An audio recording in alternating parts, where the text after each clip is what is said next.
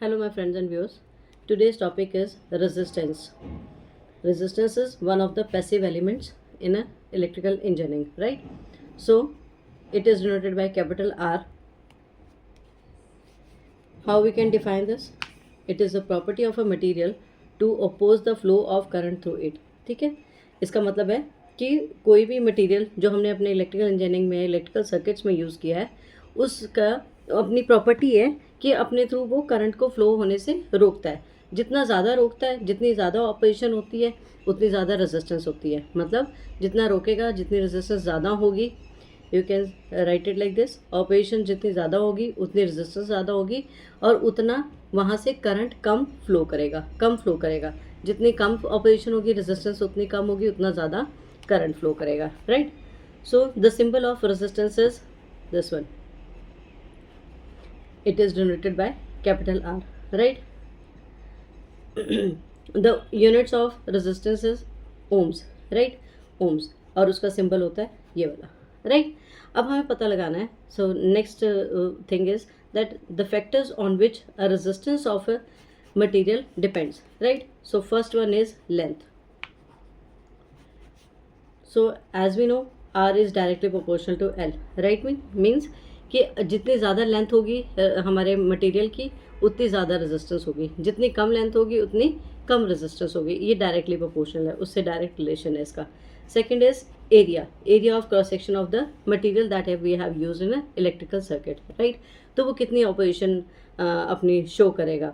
So resistance is inversely proportional to area. जितना ज़्यादा हमारा कंडक्टर का मटेरियल का एरिया होगा उतनी कम रेजिस्टेंस होगी और जितना कम एरिया होगा उतनी ज़्यादा रेजिस्टेंस होगी. Means area is directly related to radius, because जो हमारा कंडक्टर होगा, मटेरियल होगा, जो हमने लीड यूज़ की होगी वो हमारे पास क्या होगी, सिलेंड्रिकल शेप की, राइट. तो area of cylinder is directly proportional to, मतलब डायरेक्टली रिलेशन है उसका रेडियस के साथ. तो इससे हम ये बता सकते हैं जितना ज़्यादा रेडियस होगा हमारे पास मटेरियल का, ठीक है, जितना मोटा कंडक्टर हम यूज़ करेंगे उतनी रेजिस्टेंस कम हो जाएगी, राइट. और इन्वर्स रिलेशन, रेडियस जितना कम होगा उतनी रेजिस्टेंस ज़्यादा हो जाएगी. Third is nature of material. अब नेचर ऑफ मटेरियल मींस कई मटेरियल्स हमारे पास क्या होते हैं कि अपना आपको इजीली फ्लो करने देते हैं, कई नहीं करने देते हैं, राइट. फिर आ जाता है हमारे पास टेम्परेचर से क्या होता है. टेम्परेचर में हम कहते हैं कि कुछ मटेरियल्स का रिलेशन टेम्परेचर के साथ ऐसा है कि अगर हम उनका टेम्परेचर इंक्रीज़ करते हैं तो रेजिस्टेंस डिक्रीज़ हो जाएगी, या अगर हम टेम्परेचर इंक्रीज़ कर रहे हैं तो रेजिस्टेंस इंक्रीज़ हो जाएगी, राइट. तो इसमें दोनों तरह का रिलेशन है. टेम्परेचर अगर डायरेक्टली रिलेशन है,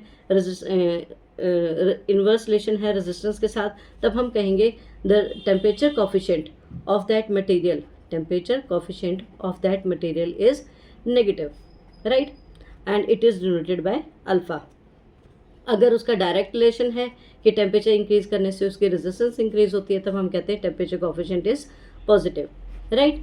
तो अब हमने इन सब चीज़ों से एक कंक्लूड किया कि R is directly proportional to L by A. बाकी तो ये मटेरियल पे डिपेंड करता है, ये भी मटेरियल पे डिपेंड करता है, ठीक है. So R is directly proportional to A. अब हम कहेंगे कि R इज इक्वल टू, अब प्रोपोर्शनैलिटी कांस्टेंट हम यूज़ कर रहे हैं, that is rho L by A. Now this what is this rho is, this rho is specific resistance of that material, right. अब ये डिपेंड करती है कि the type of nature of the material, जो हमने थर्ड पॉइंट बोला था, right. और it is called as resistivity of the material, right. And one more thing that this term is rho is always a constant term for a material, right. So in this way R is equal to rho L by A. Thank you.